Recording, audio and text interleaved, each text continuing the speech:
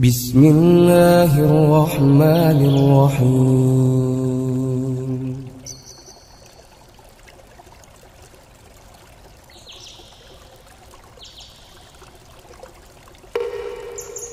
Mimpi 82, fenomena ritual syirik, dan perang antar suku bangsa, 9 Juli tahun 2019. Aku bermimpi sedang masuk ke dalam sungai yang dalam airnya sebatas bahuku. Aku sengaja terus berjalan hingga hanyut ke hilir, hingga aku sampai di sebuah sawah, dan ada rumah-rumah warga di sana. Aku lalu menepi dan keluar dari air, lalu aku berjalan di antara parit-parit sawah yang mengalir airnya yang jernih. Aku melihat banyak rimbunan pepohonan dan juga pohon kelapa. Ternyata, aku sudah berada di Kalimantan. Sayup-sayup aku mendengar suara ibu-ibu yang kedengarannya seperti mengaji. Tapi aku tidak tahu apa yang mereka baca karena asing bagiku bacaan itu. Lalu aku berbalik dan ingin kembali pulang. Lalu aku melewati parit-parit sawah itu lagi. Tiba-tiba aku menemukan sekantong kue cucur. Hajatan orang-orang yang seperti aku dengar tadi ada di bawah pohon yang rindang. Aku tidak tahu maksud ibu itu menaruh atau membuang makanan di situ. Aku merasa seperti ia memberi makan penunggu sawah itu. Aku berpikir, betapa mubazirnya makanan ini. Lalu aku mengambil sekantong kue itu dan kembali melanjutkan perjalananku.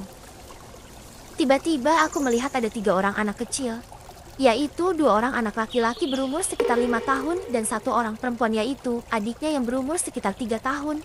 Mereka sedang duduk bermain di hari yang sudah senja di pinggir parit. Mereka kulihat sepertinya sedang lapar, karena kulihat adiknya yang perempuan sedang menangis. Lalu aku memberikan kue cucur itu pada mereka dan menyuruh mereka pulang. Lalu aku melanjutkan perjalananku berenang kembali ke hulu sungai. Melalui sungai yang kulewati tadi. Sungainya dalam, tapi tidak deras, sehingga aku mudah berjalan.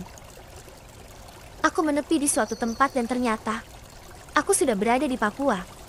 Aku melihat ada 2 kelompok suku primitif yang kupikir mereka sedang melakukan upacara atau ritual yang aku tidak tahu. Aku melihat kelompok yang satu. Mereka sedang menyanyi menggunakan bahasa mereka sambil membawa perisai di tangannya. Dan aku melihat kelompok yang satunya lagi. Mereka membawa panah dan menyahut dengan bahasa berbeda pula. Aku tidak mengerti apa maksud kalimatnya. Tapi setelah itu aku melihat mereka saling serang satu sama lain. Aku jadi kaget karena aku pikir tadi mereka hanya bernyanyi. Ternyata mereka hendak perang antar suku. Lalu aku cepat-cepat lari menghindar. Aku melihat ada tangga untuk naik ke atas tebing jurang.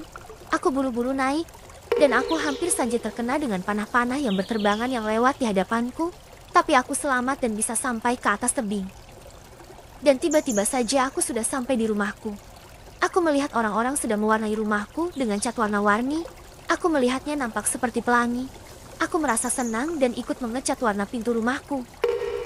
Tiba-tiba datanglah seorang tetanggaku. Ia menawarkan sandal padaku. Lalu aku mengetes sandal itu apakah cukup tidaknya. Tapi aku tidak suka karena ada talinya. Lalu ia berkata, ayo ke rumah dipilih yang mana maunya. Ada banyak pilihan. Aku menjawab, nanti saja aku masih capek. Lalu ia pulang. Aku melihat anak-anakku sudah menyiapkan makanan untukku. Karena aku sudah lapar sekali dan kedinginan. Saat aku sedang ganti baju dengan baju hangat, lalu aku terbangun.